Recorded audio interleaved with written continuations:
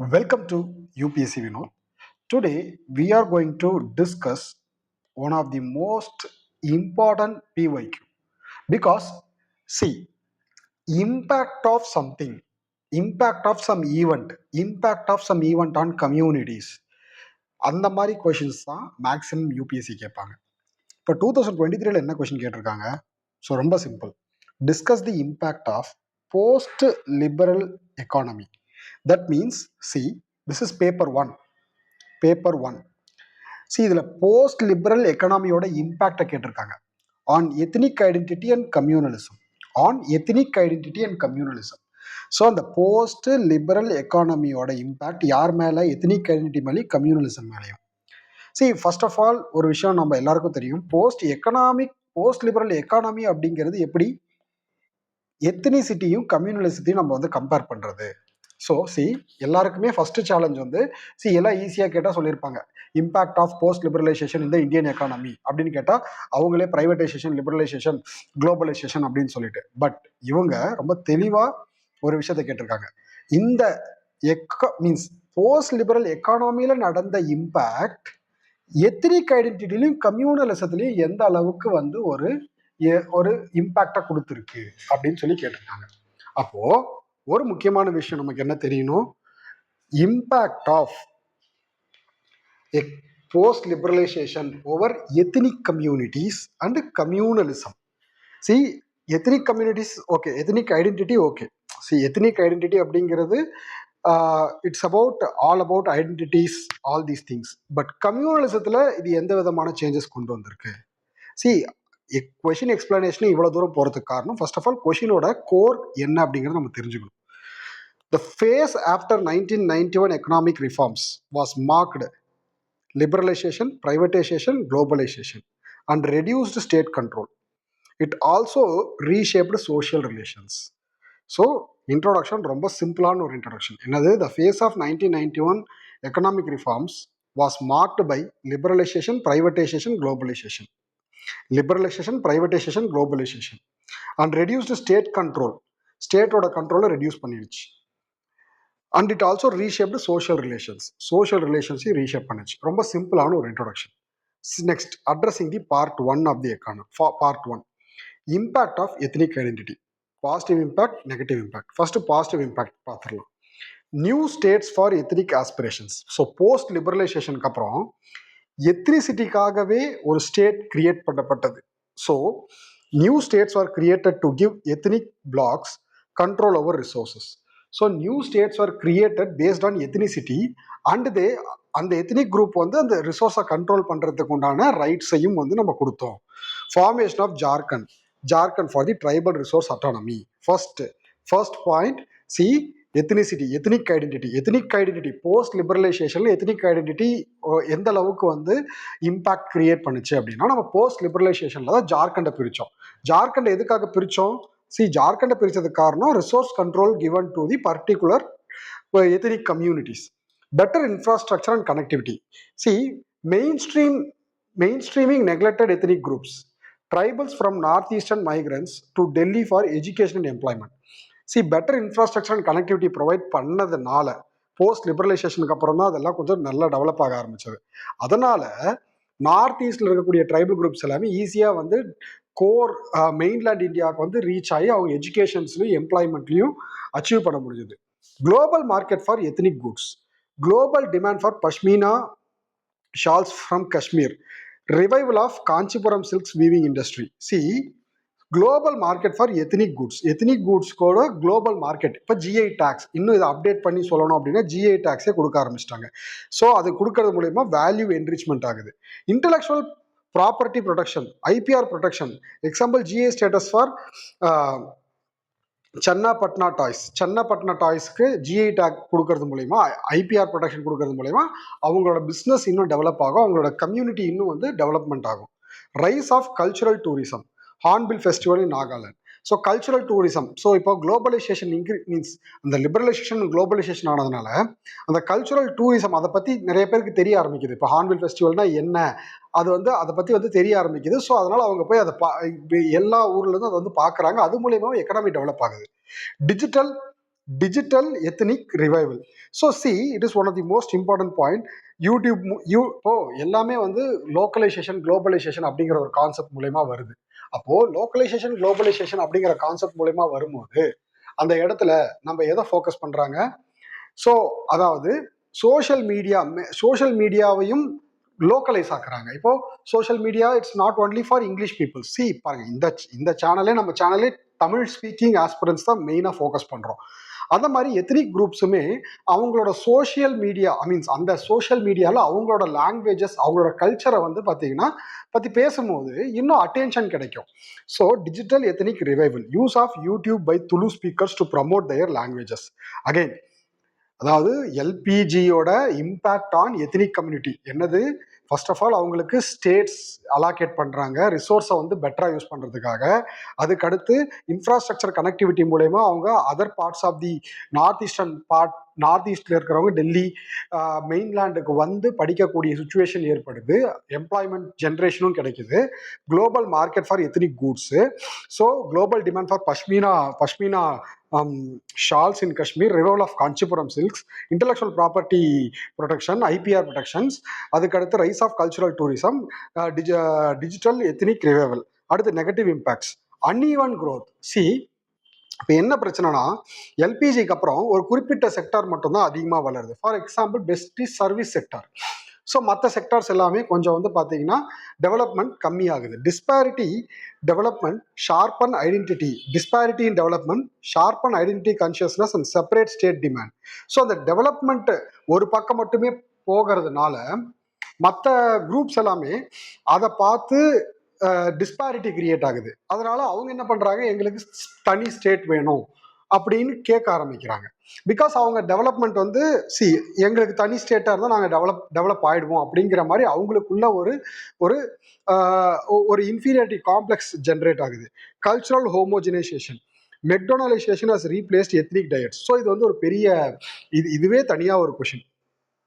So cultural ஹோமோஜனைசேஷன் அப்படிங்கிறது என்னது? So இது என்ன ஆகுது அப்படின்னா டிக்ளைன் ஆஃப் அதாவது ட்ரைபல் குரூப்ஸுக்குள்ள இந்த எத்னிக் குரூப்ஸுக்குள்ள என்ன ஆகுதுன்னா அவங்களோட ஃபுட் கல்ச்சர் வந்து பார்த்தீங்கன்னா டிக்ளைன் ஆகுது. So invasion of foreign food culture like McDonald's, KFC இந்த மாதிரி. ஸோ அதை தான் என்ன சொல்கிறாங்க, cultural homogenisation is a negative impact. So development of induced displacement. Tribal displacement அப்படிங்கிறது வந்து பார்த்தீங்கன்னா டெவலப்மெண்ட் ப்ராஜெக்ட்ஸ்க்காக போஸ்ட் லிபரலைசேஷனுக்கு அப்புறம் நம்ம ரிசோர்ஸை அதிகமாக கன்சியூம் பண்ண ஆரம்பிச்சிட்டோம். அப்போது டெவலப்மெண்ட் ப்ராஜெக்ட்ஸ்க்காக ரோட்ஸு, டேம் பில்டிங்கு, அதுக்காக ஃபாரஸ்ட்டை கிளியர் பண்ணுறது, ட்ரைபல்ஸை டிஸ்பிளேஸ் பண்ணுறது, லிங்குவிஸ்டிக் டாமினன்ஸ். எக்கனாமிக் இது ரொம்ப எல்லாருமே ஃபீல் பண்ணக்கூடிய ஒரு விஷயம். போஸ்ட் லிபரலைசேஷனுக்கு அப்புறம் இங்கிலீஷோட ஸ்ப்ரெட் வந்து ரொம்ப அதிகமாயிருச்சு. அதனால என்ன ஆகுது அப்படின்னா மற்ற லாங்குவேஜஸ் எல்லாமே மார்ஜினலைஸ் ஆக்கப்படுது. So local languages, dialects, scripts எல்லாமே வந்து கம்மியாக நிறைய டையலக்ட்ஸ் வந்து அழிஞ்சு போயிடுச்சு அப்படிங்கிற மாதிரி நம்ம படிச்சுட்டு இருப்போம். ஸோ அதுக்கடுத்து ரிசோர்ஸ் எக்ஸ்ப்ளாய்டேஷன். ஸோ அதான் போஸ்ட் லிபரலைசேஷனுக்கு அப்புறம் நம்ம ரொம்ப டிராஸ்டிக்காக ரொம்ப ஒரு ஒரு ஒரு ஃபாஸ்ட் மேனரில் நம்ம என்ன பண்ண ஆரம்பிச்சிட்டோம் அப்படின்னா ரிசோர்ஸை வந்து கன்சியூம் பண்ண ஆரம்பிச்சிட்டோம். So as like data consumption கூட, டேட்டா கன்சம்ஷனும் similar to that only. Resource exploit பண்ண ஆரம்பிச்சிட்டோம். These are negative concepts, negative impacts. குளோபலைசேஷனோட positive impacts on ethnic identity, negative impacts of ethnic identity, uneven growth, cultural homogenisation, development of induced displacement, linguistic dominance, resource exploitation. Impact of communalism. Positive impact, கம்யூனலிசத்தோட positive impact என்னது? Economic interdependence, market ties reduces, incentives for conflicts. So inter community business partnership in urban clusters. So ஆக்சுவலாக வந்து பார்த்தீங்கன்னா இந்த caste டாமினன்ஸாக இருக்கக்கூடிய ஒரு சில caste வந்து ஒரு சில தொழில் பண்ணக்கூடாதுன்னு சொல்லுவாங்க. பட் லிபரலைசேஷனுக்கு அப்புறம் அதெல்லாம் பிரேக் ஆயிடுச்சு.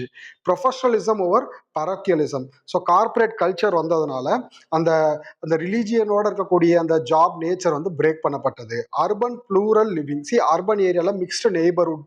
ஸோ ஒரே கம்யூனிட்டி குரூப்ஸ்க்காக அப்பார்ட்மெண்ட்லாம் கிடையாது. பட் வில்லேஜஸ்லாம் வந்து பார்த்தீங்கன்னா ஒரு ஸ்ட்ரீட்ஸே கம்ப்ளீட்டாக டாமினேட்டட் பை பர்டிகுலர் கம்யூனிட்டி குரூப்ஸாக இருக்கும். அதனால urban plural living, mixed neighbourhood and apartment culture fosters everyday coexistence. Secularisation of public space. So ஆமாம், பப்ளிக் ஸ்பேஸில் வந்து பார்த்தீங்கன்னா யார் என்ன இன் சிட்டிஸில் இருக்கிறவங்களுக்கு மேக்ஸிமம் அவங்க பக்கத்து வீட்டில் இருக்கிறவங்களோ பக்கத்து அப்பார்ட்மெண்ட்டில் இருக்கிறவங்களோ அவங்க என்ன கம்யூனிட்டி அதை பற்றி அவங்களுக்கு மீன்ஸ் அதை பற்றி பெருசாக அவங்க வந்து கேர் பண்ணிக்க மாட்டாங்க. So information transparency, growth in rational middle class, growth of, so prioritize stability, rule of law, development over sectarian mobilization. Information transparency, digital age allow rapid debunking of communal rumors by civil societies. So ஆக்சுவலாக வந்து என்ன ஆகுது அப்படின்னா transparency அதிகமாகுது. இதுவே information transparency அப்படிங்கிறதே negative பாயிண்டாகவும் சொல்லலாம். So first positive வந்து பார்த்தீங்கன்னா ஒரு டிஜிட்டல் ஏஜ் வந்து என்ன ஆகுது, இந்த கம்யூனல் ரூமர்ஸை பற்றி ஸ்ப்ரெட் பண்ணால் அது ஈஸியாக கவுண்டர் பண்ணுறதுக்கு யூஸ் ஆகுது. ஸோ பாசிட்டிவ் இம்பாக்ட்ஸ் வந்து economic interdependence, professionalism over parochialism, urban plural living, secularisation of public spaces, growth of rational middle classes and information transparency. Coming to the negative impacts of the communalism. Relative deprivation. Sachar Committee Report 2006 highlighted lack of Muslims in government jobs and educations. So, இப்போ என்ன ஆகுது அப்படின்னா இப்போ current trends பார்க்கும்போது so Muslims are lacking in government jobs, ghettoisation and poverty in cities as visas them. So ஆக்சுவலாக வந்து பார்த்தீங்கன்னா rural urban ஏரியாஸ்லேயே ஸ்லம்ஸ் வந்து அதிகமாக கிரியேட் ஆகப்படுது. Digital polarisation, social media algorithm creates communal echo chambers and facilitates hate speeches leading to riots. Delhi riots 2020. See, one of the most important point, digital polarization. See how the keywords are placed. Digital polarization, relative deprivation. So actually அதான் ஃபேஸ்புக்லேயும் social media WhatsApp குரூப்ஸ்லேயுமே கேஸ்ட்டுக்குன்னு தனியாக group இருக்குது. So அந்த மாதிரி இப்போ மேட்ரிமோனியே வந்து பார்த்தீங்கன்னா caste based matrimony வர ஆரம்பிச்சிருச்சு. withdrawal of state, so as a state withdrew from welfare communal organizations fill the gap of increasing group loyalties. So ஆக்சுவலாக என்ன ஆகுது அப்படின்னா ஸோ வெல்ஃபேர் அண்ட் கம்யூனல் ஆர்கனைசேஷன்ஸ்லேருந்து இந்த மாதிரி பிரச்சனை வர்றதுனால ஸ்டேட்டால் அதோட எய்மை வந்து டிஸ்க்ளோஸ் பண்ண முடியல. Migrants and fear of demographic change. See, native population feels deprived of jobs and resources by outsiders. So அதான் மைக்ரேட் ஆகி வர்றவங்களால இது எப்பயுமே நடக்கக்கூடிய ஒரு விஷயம். மைக்ரேட் ஆகி வர்றவங்களால அவங்க என்ன ஃபீல் பண்ணுவாங்க, மைக்ரன்ஸை பார்த்தாலே எங்களுக்கு உண்டான வாய்ப்புகளை இவங்க வந்து என்ன பண்ணிடுறாங்க, பறிச்சிடுறாங்க. அப்போ அவங்க மேலே ஒரு ஹேட் ஃபீல் வந்து பார்த்தீங்கன்னா கன்வே ஆகும். ஸோ அதுவே பின்னாடி பிரச்சனையை கிரியேட் ஆகும். So this is how negative impacts, relative deprivation, digital polarization, withdrawal of state, migration and fear of demographic change. Again, so way forward அப்படின்னு சொல்லி பார்க்கும்போது இது வந்து ரொம்ப முக்கியமான வார்த்தை. இந்த சொசைட்டியில் பொறுத்தவரை இன்க்ளூசிவ் டெவலப்மெண்ட், எக்கனாமிலி இந்த inclusive development with equality and justice, strengthening the constitutional values, secularism and pluralism, promote quality education and preserve linguistic and cultural diversity, ensure digital literacy and accountability to counter hate propaganda, encourage inter-community dialogues and cooperations. Okay, so this is all இதெல்லாம் வே forward. Conclusion அப்படின்னு சொல்லி பார்க்கும்போது post liberalisation economy has opened avenues of growth and interactions. It also created new fault lines to identify and conflicts. To identity and conflicts. Inclusive development policies and ethical political leaderships are needed. So எது needed? Inclusive political development and ethical political leaderships are needed to ensure power competition does not fracture social cohesion and deprivation does not become communal grievances. So post liberalisation அப்படிங்கிறது நெகட்டிவாக இல்லாமல் பாசிட்டிவாக பார்த்தோன்னா நிறைய doors open பண்ணியிருக்கு. So அது மூலயமா நம்ம என்ன பண்ணணும், அந்த ஃபால்ட் லைன்ஸ் எல்லாத்தையுமே வந்து கண்டிப்பாக அது ஃபால்ட் லைன்ஸை க்ரியேட் பண்ணியிருக்குது. பட் அதையெல்லாம் ஐடென்டிஃபை பண்ணி அதை சால்வ் பண்ணுறதுக்குண்டான சொல்யூஷனும் போஸ்ட் லிபரலைசேஷன்லேயே தான் இருக்குது.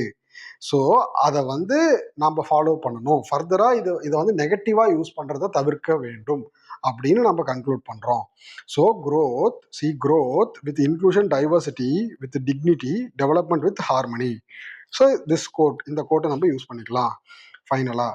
So and socialist perspective, M.N. Srinivasan, social changes and modernization. Yogendra Singh, modernization without complex westernization. Amartya Sen, identity and violence. Plural identities reduces conflicts. Anthony Gitton, globalization simultaneously integrates and fragments societies. Okay, so in the perspectives, சும்மா இது நம்ம ஃபைனலாக add on பண்ணும்போது our answer will get more marks. Okay, see, this is the answer for impact of post-liberalization economy on ethnic identity and communalism. Thank you.